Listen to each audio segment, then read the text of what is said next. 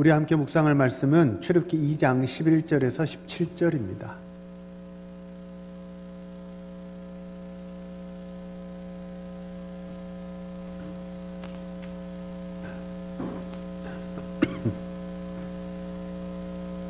출애굽기 2장 11절에서 17절의 말씀.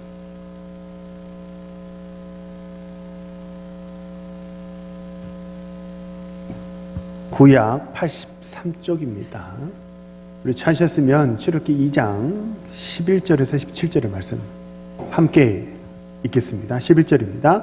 모세가 장성한 후에 한 번은 자기 형제들에게 나가서 그들이 고되게 노동하는 것을 보더니 어떤 애굽 사람이 한 히브리 사람 곧 자기 형제를 치는 것을 본지라. 좌우를 살펴 사람이 없음을 보고 그 애굽 사람을 쳐 죽여 모래 속에 감추니라. 이튿날 다시 나가니 두 히브리 사람이 서로 싸우는지라. 그 잘못한 사람에게 이르되 내가 어찌하여 동포를 치느냐 하매 그가 이르되 누가 너를 우리를 다스리는 자와 재판관으로 삼았느냐. 내가 애굽 사람을 죽인 것처럼 나도 죽이려느냐. 모세가 두려워하여 이 일이 탈로 되었도다. 바로가 이 일을 듣고 모세를 죽이고자 하여 찾는지라. 모세가 바로의 낯을 피하여 미디안 땅에 머물며 하루는 우물 곁에 앉았더라. 미디안 제사장에게 7딸이 있었더니 그들이 와서 물을 길어 구유에 채우고 그들의 아버지의 양떼에게 먹이려 하는데 목자들이 와서 그들을 쫓는지라. 모세가 일어나 그들을 도와 그 양떼에게 먹이니라. 아멘. 할렐루야. 우리 한번 좌우 옆 사람과 서로 인사하실까요? 사랑합시다. 격려합시다. 전도합시다. 우리 사랑하는 모든 성도님들, 예배에 오신 우리 성도님들을 주님의 이름으로 환영합니다.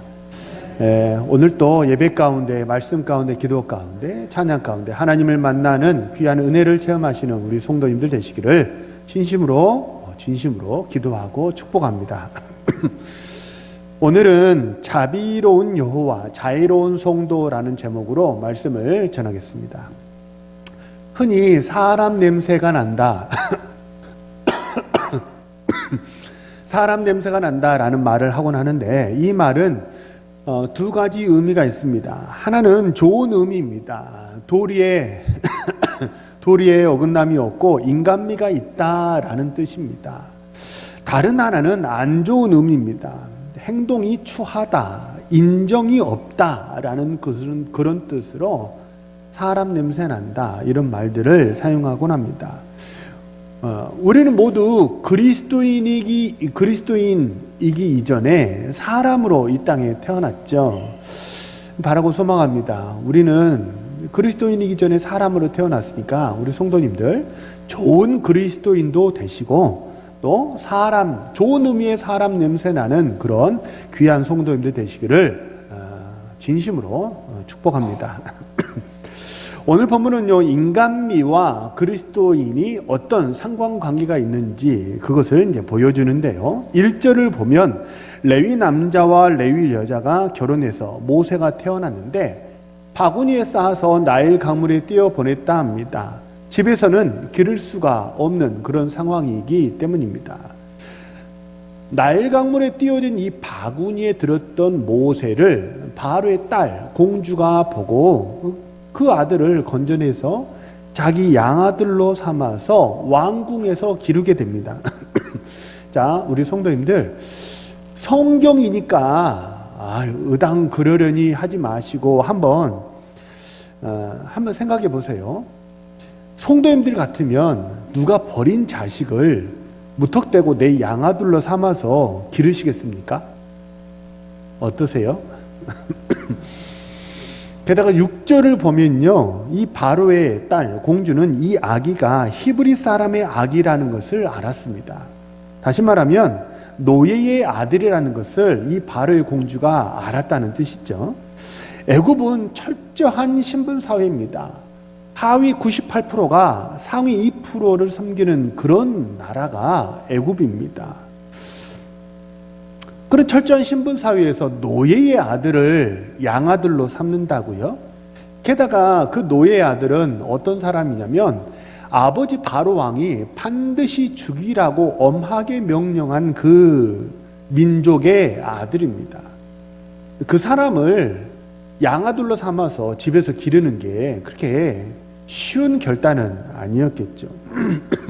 그럼에도 바로의 공주는 모세를 자기 양아들로 삼아서 집에서 기르게 됩니다. 6절에 보면 그 이유를 설명하는데 불쌍히 여기는 마음이 들었기 때문이라 이렇게 성경은 설명합니다. 자, 불쌍히 여기는 마음, 이건 인지상정이죠. 이제 웬만한 특별한 장애가 있는 사람이 아니고서는 어려움 당한 사람을 보고 측은지심 갖는 것은 뭐 인지상정이니까 다들 그런 마음이 들지 않습니까? 그런데 대부분 사람들은 측은지심은 드는데 그 측은지심에서 멈추지 그 이상 적극적으로 행동하는 단계까지 나가는 사람은 아주 매우 드문 경우가 됩니다. 왜냐하면 그 이상으로 적극적인 행동을 하려면 막심한 손해와 희생을 감수해야 하기 때문입니다. 그래서 우리나라도 입양 절차가 아주 까다롭습니다. 뭐 우리나라만 그런 게 아니라 다른 나라도 그렇죠. 입양하려면요, 내가 입양하려는 이 아기를 입양하기 전에는 한 번도 얼굴을 볼 수가 없어요. 선택하지 말라는 뜻이에요. 그래서 아이의 조건은 아주 기본적인 정보만 알려주지, 대부분 입양 절차에서 검사하고 심사하는 것은 이 부모가 이 아이를 입양해서 책임지고 잘 기를 수 있는가, 이 부모의 상황과 환경을 철저하게 조사합니다. 그래서 입양 절차를 진행하거든요. 왜냐하면 아주 큰 희생과 손해를 감수해야 하기 때문입니다. 저도 우리 아이가 되게 이제 늦게 태어났잖아요. 늦게 태어나서 한때는 입양을 제가 생각했던 적도 있었어요. 그래서 입양을 제가 알아봤었는데요. 입양이 그렇게 호락호락하지 않더라고요. 반려견 하나 이렇게 입양하는 그 정도가 아니고 아주 심사가 까다롭고 막대한 손해와 희생을 감내하려는 다짐이 있어야 되는 거예요. 바로의 공주는요, 하나님을 믿는 사람은 아니었습니다. 그런데 어려운 사람을 보고 불쌍히 여기는 마음이 있었던, 좋은 의미에서 사람 냄새가 나는 사람이었습니다. 그래서 모세를 양아들로 입양해서 자기 아들로 삼았던 거죠. 자, 그렇게 사람 냄새 나는 어머니 스라에서 자란 모세도 마찬가지였습니다. 오늘 본문 11절을 보면 모세는 강제 노동하는 자기 민족이 감독관으로 추정되는 애굽 사람에 의해서 구타당하는 것을 목도하게 됩니다. 근데 여기서 치다, 애굽 사람이 히브리 사람을 치다라고 했을 때 이 치다라는 히브리 말이 니카입니다. 근데 이 말의 뜻이 첫 번째는 치다라는 뜻도 있지만 두 번째는 어떤 뜻이 있냐면 죽이다라는 뜻도 있어요. 그러니까 정리하면 여기서 말하는 니카라는 말은 히브리 말로 치다라는 동사가 여러 개 있는데 니카라는 말은 어떤 단어냐면요, 죽도록 치다라는 그런 뜻이 니카예요. 죽어도 좋다는 거예요. 상관없다는 거예요. 대개 노예들을 우리 뭐 일제치하에서도 그렇고 대부분의 노예는 인정사정 봐주지 않고 이렇게 심하게 구타하지 않습니까? 그러다가 죽기도 하지 않습니까? 그게 니카예요. 그래서 모세는 죽도록 맞고 있는 자기 동포를 도와주었습니다. 마찬가지로 성경이니까 의리 그러려니 하고 생각하지 마시고 한번 성도님들 같으면 어떠셨겠어요? 한번 생각해 보세요.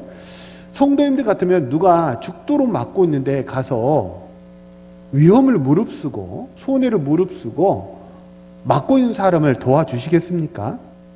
아무래도 좀 선뜻 나서기가 힘들겠죠. 하지만 11절을 보면 모세는 죽도록 막고 있는 사람을 도와준 이유가 뭐였냐? 자기 동포로 여겼기 때문이라 라고 11절은 이야기합니다. 그래서 11절을 보시면요, 자기 동포, 자기 형제라는 말을 두 번이나 반복해서 이렇게 사용합니다. 자기 형제를 강조하고 있는 거죠. 왜 도와주었어요? 내 형제라고 여기는 그런 마음이 여기서 확 이렇게 올라온 거죠. 그래서 모세가 도와주었습니다. 하지만 가만히 곰곰이 생각해 보면요, 모세는 이미 애굽의 왕자입니다. 이미 애굽의 왕자인데 그 구타당하는 히브리 노예를 도와주어야 할 이유가 뭐가 있겠습니까? 하등의 그런 의무가 없죠. 그럼에도 모세는 히브리 노예를 자기 동포로 여겼고 그들을 도와주었습니다. 왜냐하면 모세의 마음속에 어머니로부터 물려받은 좋은 의미의 사람 냄새가 나는 그런 사람이었기 때문입니다. 물론 그렇다고 사람을 도와준다고 해서 애굽 사람을 이제 죽인 거니까 방법적으로는 모세가 상당히 미숙하고 투박하고 성급했습니다. 그렇지만 모세는 어머니가 가졌던 아주 좋은 성품을 마음속에 가지고 있었던 거죠. 혹시 이 대목에 대해서 목사님, 그래도 모세는 민족을 구원하려는 그런 사명을 받은 사람이니까 그래서 자기 동포여서 도와준 것 아닐까요? 민족의 구원자로서의 뭔 사명, 그런 게 애초부터 모세의 마음속에 좀 있지 않았을까요? 그래서 도와준 거 아닐까요? 라고 혹시 반문하실 수도 있을 것 같아요. 합리적인 지적이고 의문이세요. 그런데 모세의 일생을 쭉 보면요, 모세가 어려운 사람을 도와준 게 자기 동포만 도와준 게 아니었습니다. 모세는 사람을 죽인 일이 탄로나자 지명수배자가 되었고 미디안 광야로 도망하게 되었는데 거기서도 비슷한 일이 또 발생하게 됩니다. 17절을 보시면요, 모세가 우물가에 앉아 있는데 몇 명의 여인들이 양떼에게 물을 먹이려고 그 우물가로 왔는데 아주 건장한 남성들이 와서 이 여인들을 쫓아내고 우물을 독점하려고 했습니다. 그때 모세가 이 건장한 남성들을 쫓아내고 여인들이 양떼에게 물 먹이는 것을 도와줍니다. 그러니까 추정을 해보면요, 모세는 애굽 사람을 쳐 죽였다고 그랬잖아요. 그리고 여기 지금 이 남자들이요, 이 건장한 남성들을 몇 사람 정도는 제압할 수 있을 정도로 이제 그 정도의 이렇게 좀 소위 말하는 힘 좀 쓰는, 아무래도 이제 애굽의 왕궁에서 학문만 배웠겠습니까? 무예도 좀 배웠겠죠. 아마 그런 무예 실력이 좀 있었던 것 같아요. 어쨌든 모세는 그 힘없는 여인들을 도와주었고 물 먹일 수 있도록 그렇게 해주었습니다.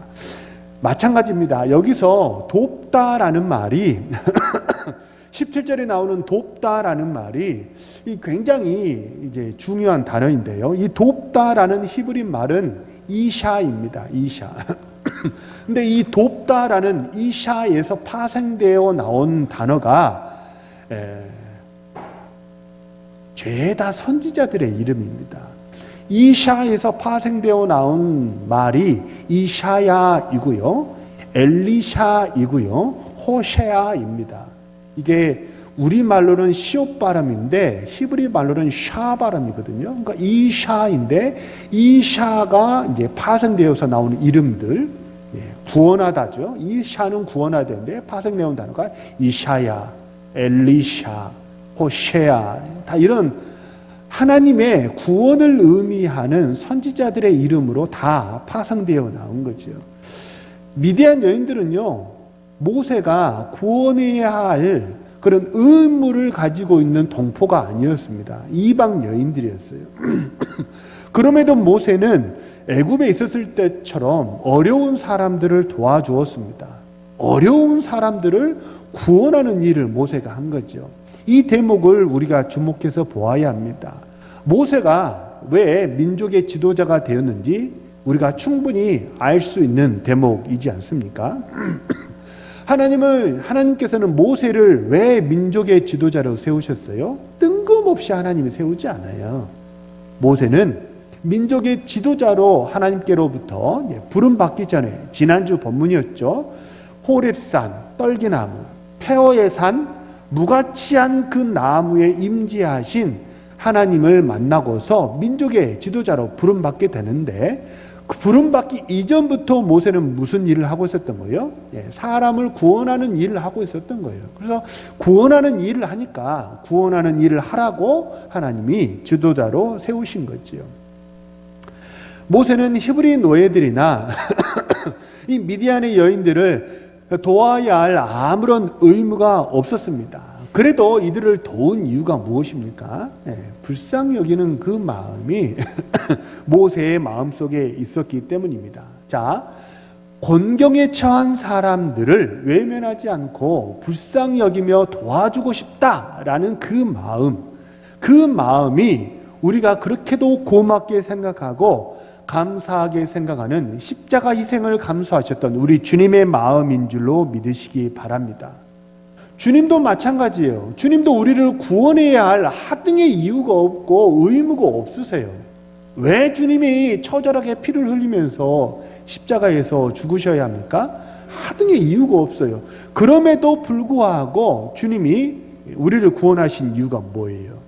그럼에도 불구하고 주님을 따르는 이 큰 무리들에게 오병이어 기적을 일으키면서 그들에게 떡과 고기를 나눠주신 이유가 뭐예요? 그들을 불쌍히 여기는 마음이 있었기 때문이에요. 이들을 집에 보내면 길가에서 기진하여 쓰러질까, 그들을 향한 이 측은지심이, 불쌍히 여기는 마음이 바로 우리를 구원하신 주님의 마음인 줄로 믿으시기 바랍니다. 정리하면 모세는 주님의 마음을 품었기 때문에 주님의 일꾼으로 쓰임 받았다는 거죠. 우리도 마찬가지입니다. 우리는 복음을 전해서 영혼을 구원해야 하는 사명을 가진 그리스도인인 줄로 믿습니다. 맞습니까? 우리 성도님들, 영혼 구원의 사명을 가지고 계십니까? 네.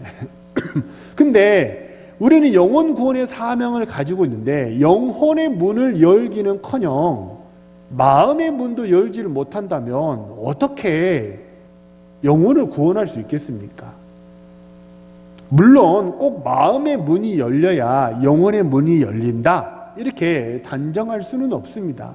왜냐하면 하나님은 어떤 절박한 상황이 생기면 하나님은 강권적으로라도 역사하셔서 은혜를 주시고 하나님의 자녀로 삼으시는 줄로 믿습니다.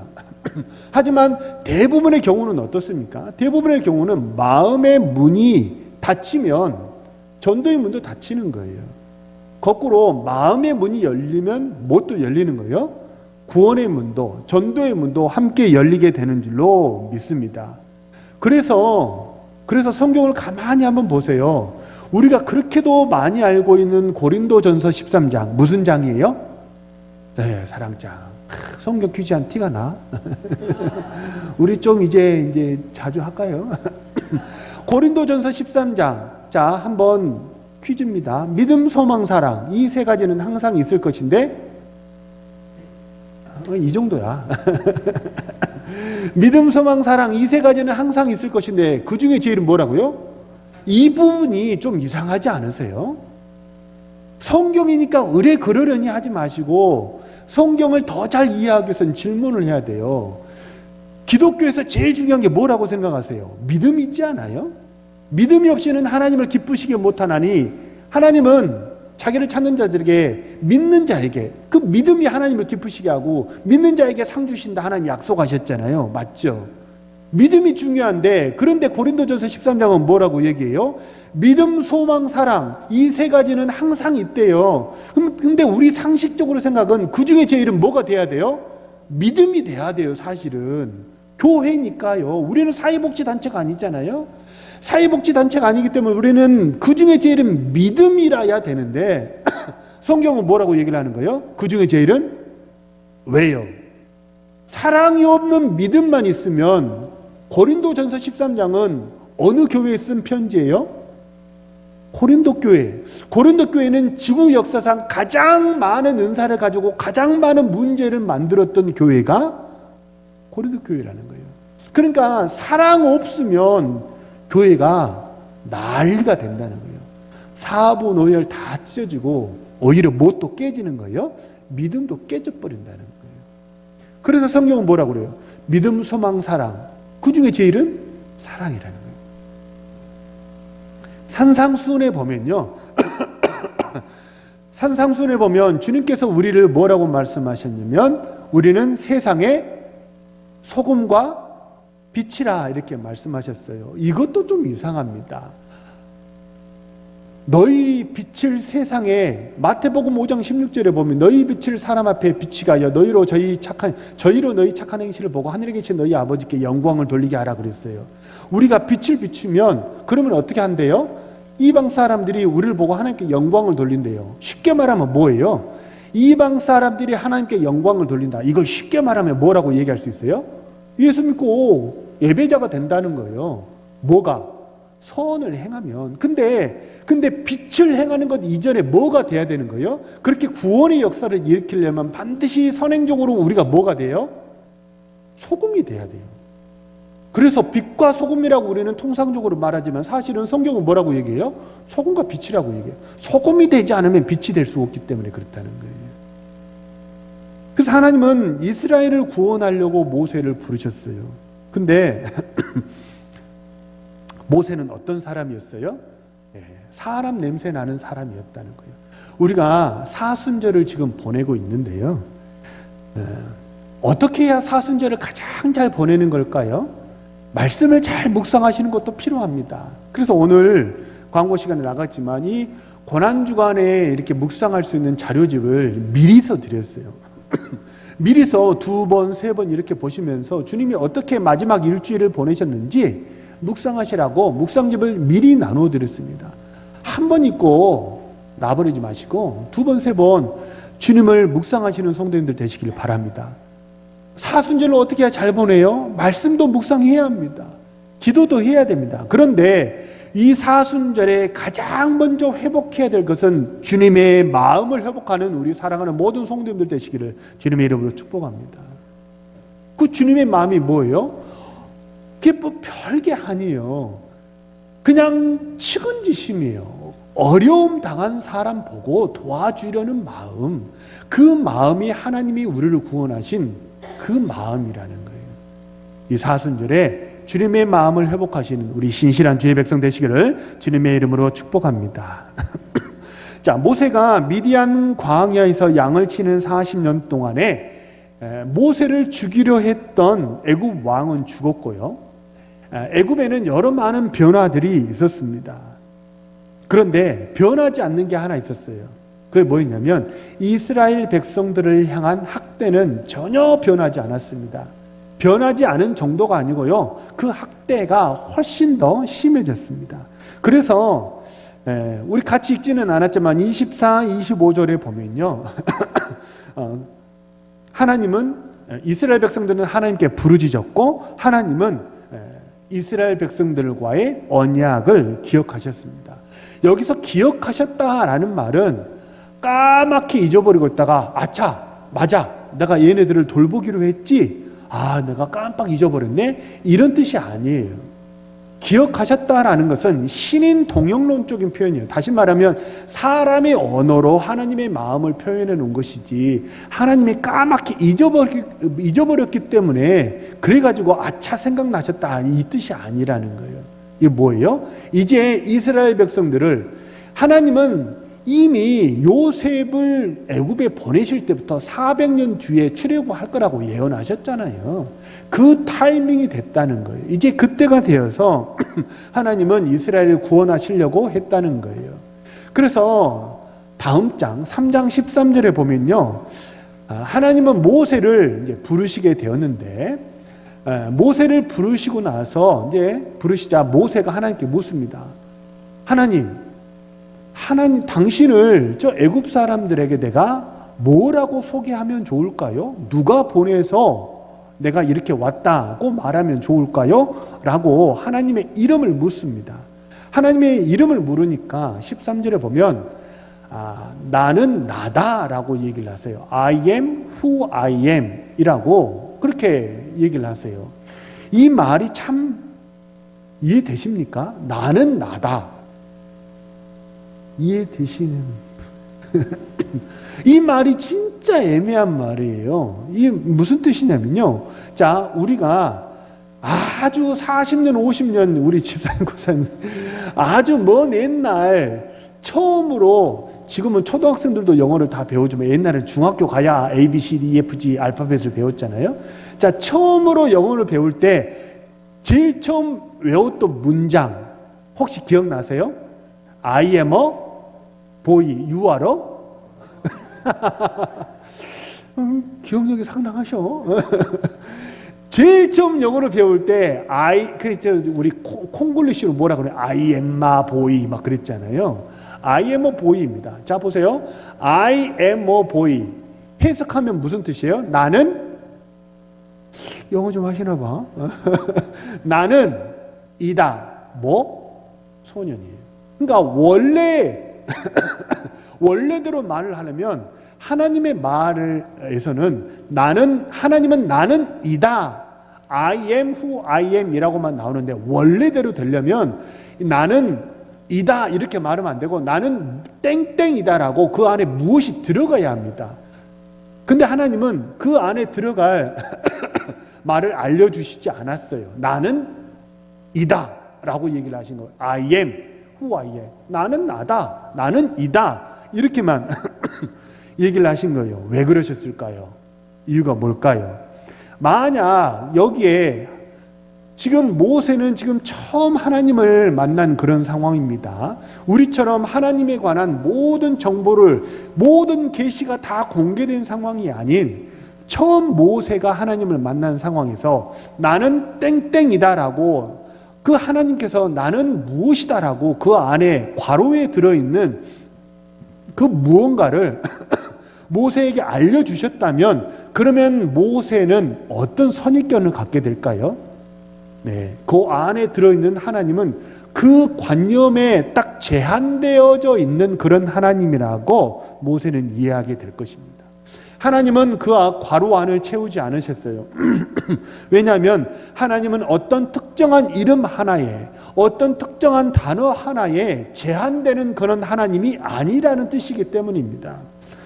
대신에 하나님은 그 다음에 15절에 보면 뭐라고 얘기하시냐면 나는 나다, 나는 땡땡이다 라고 말하신 다음에 15절을 보시면 나는 아브라함과 이삭과 야곱의 하나님이다 이렇게 말씀하시고 15절 맨 마지막 하반절에 보면 이것이 아브라함과 이삭과 야곱의 하나님, 이것이 대대로 기록할 나의 영원한 이름이라고 생뚱맞는 말을 하세요.